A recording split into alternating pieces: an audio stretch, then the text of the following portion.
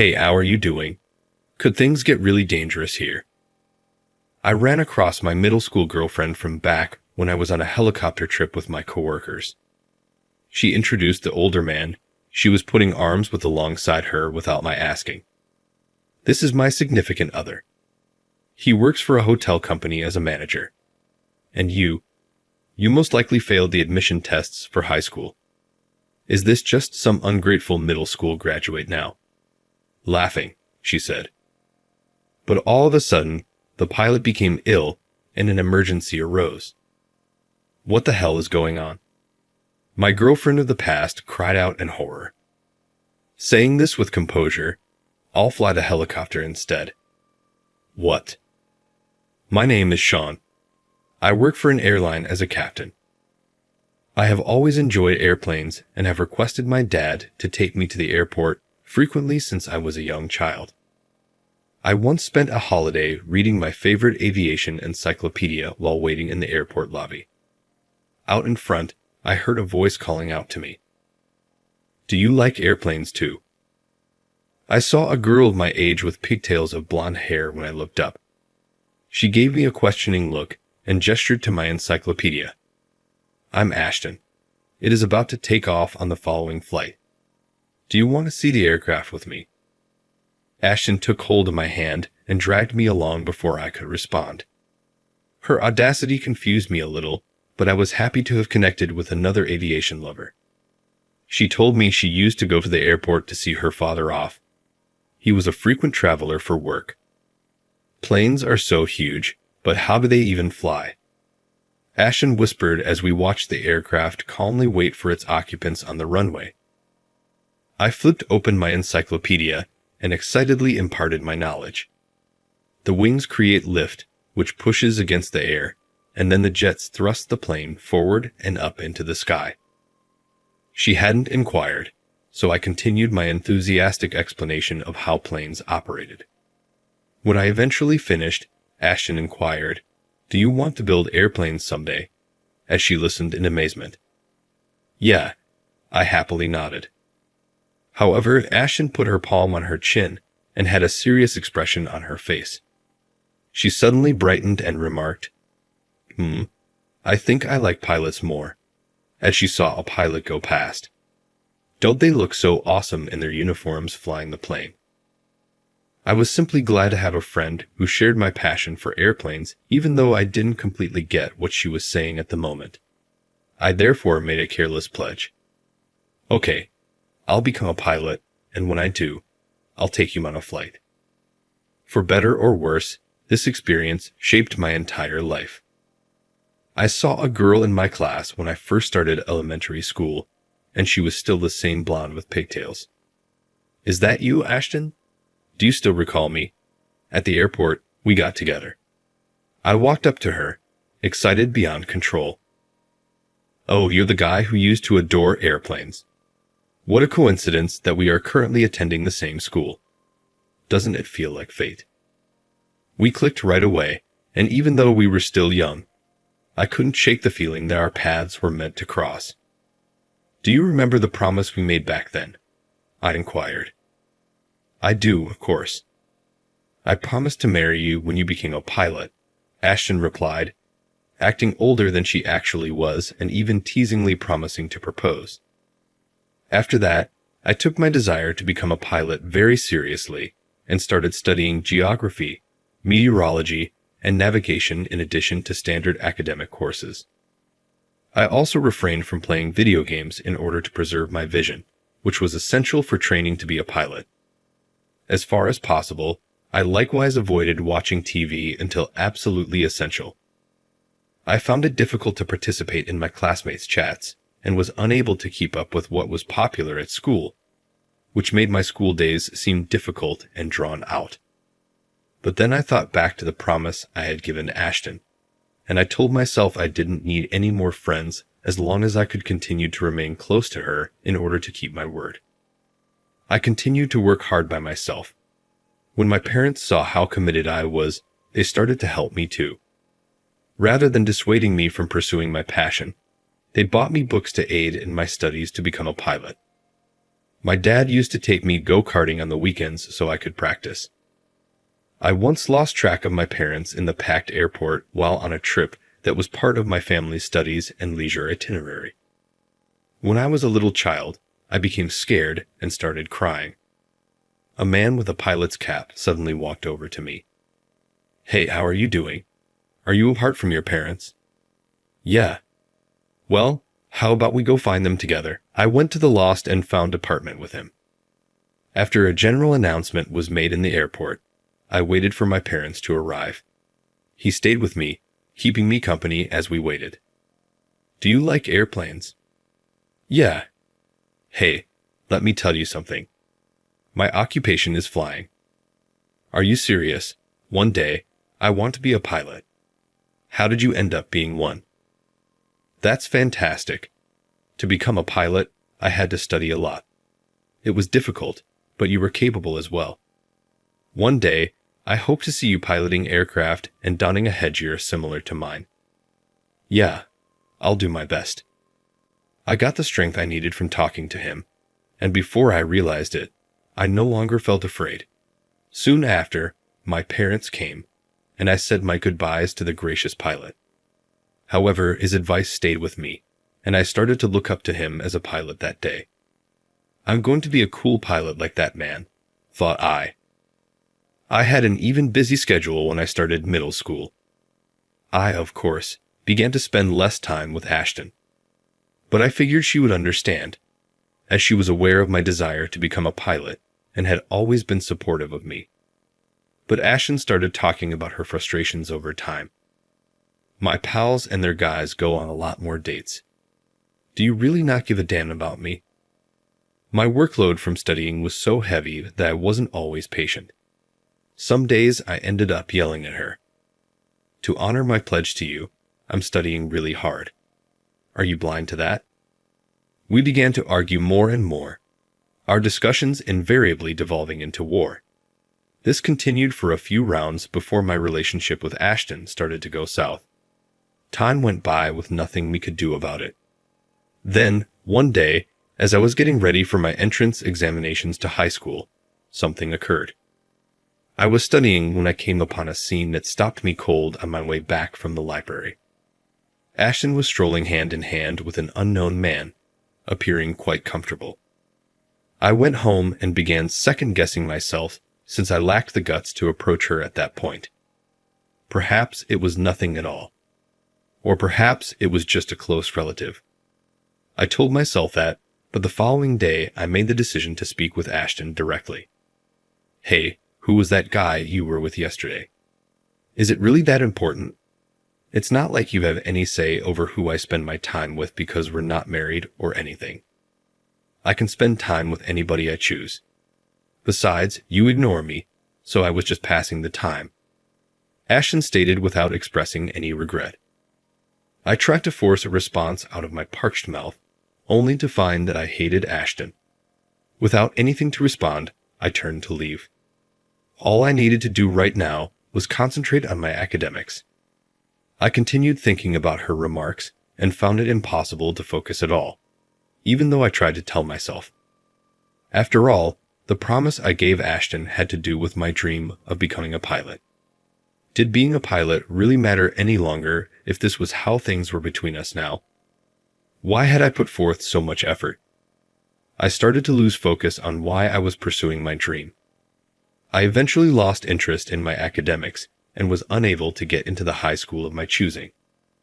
Ashton was enraged to learn that I had failed my tests. "What? Is my significant other retaking a class? That is not excused. You tolerated me for so long, telling me you were taking care of me. And now this. Never get in touch with me again. An engagement ring from our childhood. That isn't true." And with that, she immediately ended our relationship. Wait, hold on. I nearly came up with an explanation, but it was watching Ashton go with such ease that I realized our relationship was really finished. I went home and locked myself in my room. For how long have I been doing this? Was this catastrophe the result of all my efforts? Books on aerodynamics and pilot certificates crowded my bookshelf. I thought about tossing it out, but then I noticed one rather tatty airline encyclopedia. Yes, the exact book I was holding when I first met Ashton. In retrospect, I realized that book was the catalyst for our friendship and the reason I wanted to become a pilot. My life suddenly came back to me in a flash. The late-night study sessions I spent massaging my tired eyes, the smiling faces of my parents as they listened to me talk about my dreams, and the day I met the man who would eventually become my role model at the airport. Once more, I asked myself, what do I truly want to do? I finally realized that I didn't want to give up. It was all for my promise to Ashton at initially, but it had evolved into something more. I understood that my progress was being fueled by pride, expectations, and adulation. I got myself together after that and carried on with my studies. I didn't have to retake a year of school because I had really obtained a position at another institution. After attending aviation school and earning my commercial pilot license, I accrued flight hours to serve as an instructor before being employed by a small airline. After extensive training, I eventually attained co-pilot status. I continued to train with the captain even as a co-pilot, and at the age of 32, I was promoted to captain. My friend Walter, who started working for the airline the same time I did, volunteered to take me on a helicopter tour as a way for us to celebrate. Walter and I were waiting in line for our turn on the day of the tour when I heard a familiar voice. "What? Are you also present here?" I looked over and saw Ashton walking hand in hand with a man in his middle years.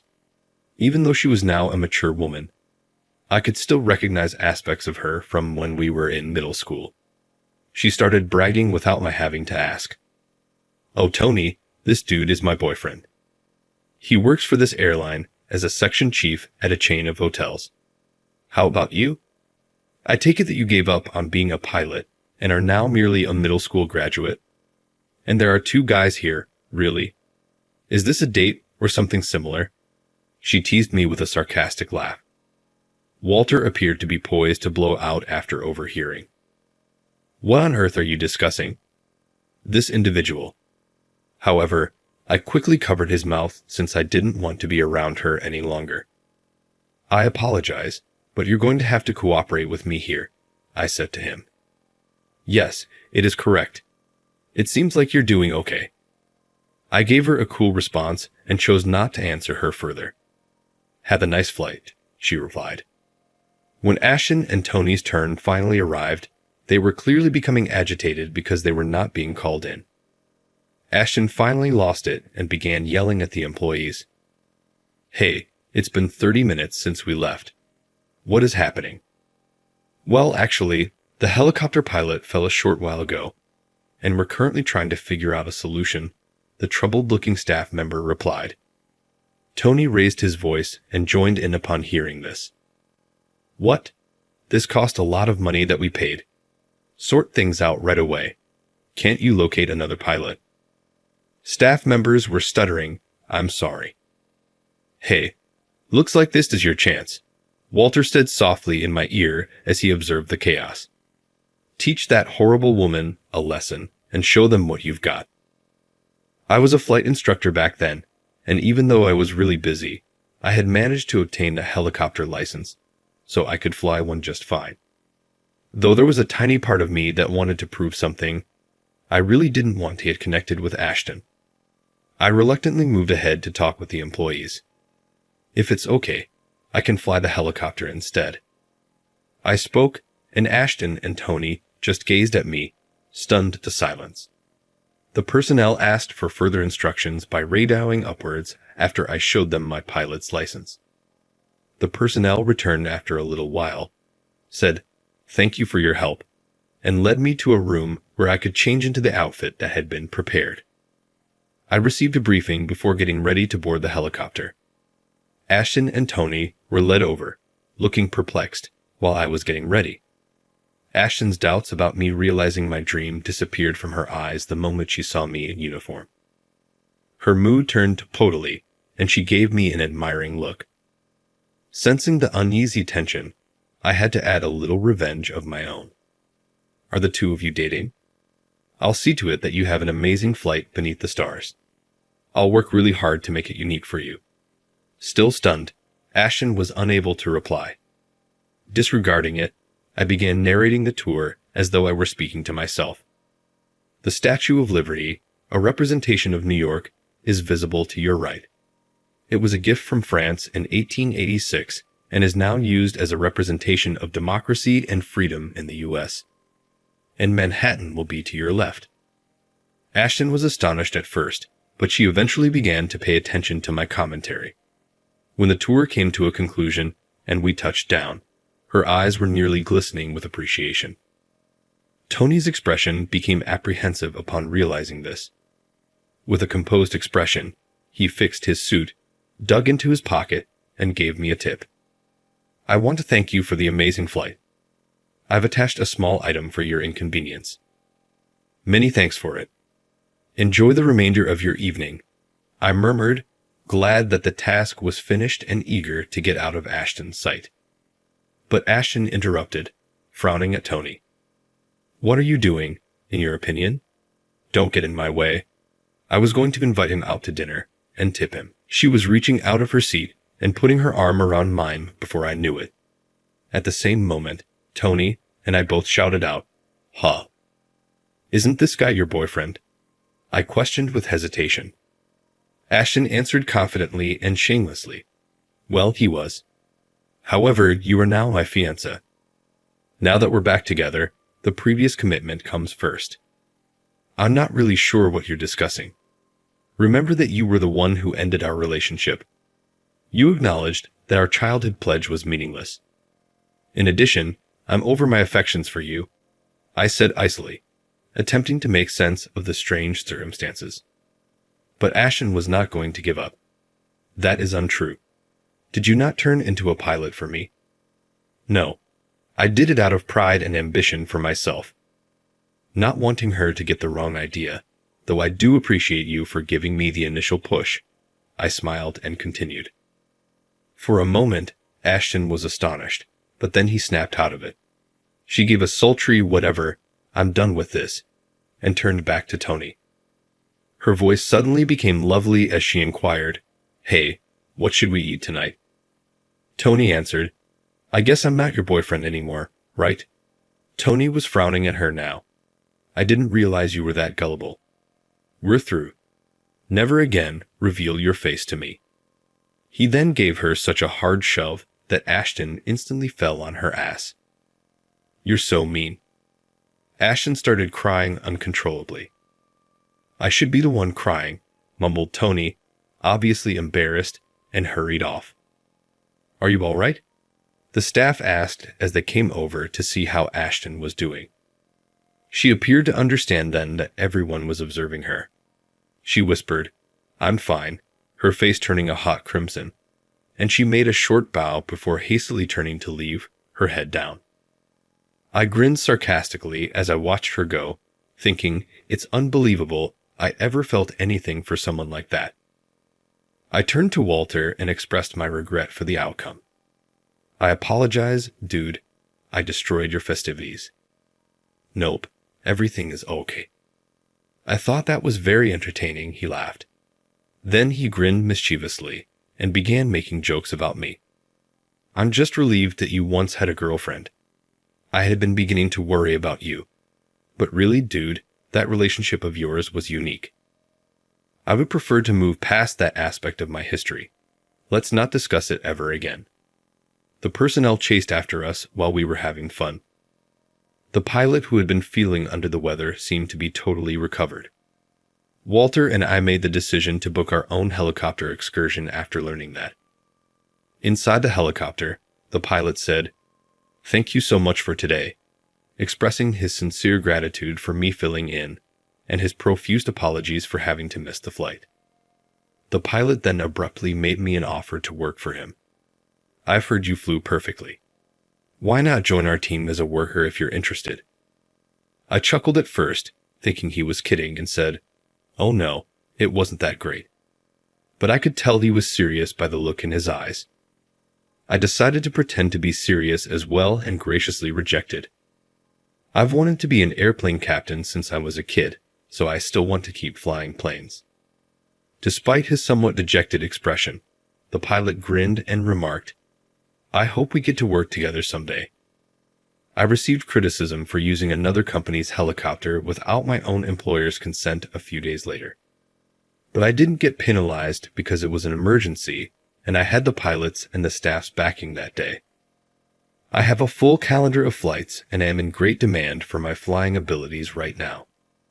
I've been so busy that I hardly ever get time to go home, and I still lead a solitary existence without a significant other. But I really am appreciative of Ashton for encouraging me to pursue this ambition, my parents for their support, and the pilot I met at the airport. I wouldn't be where I am now without them. These individuals enable me to find fulfillment in my profession each and every day. With the hope that one day I will inspire someone else as well, I have now taken to the skies once more.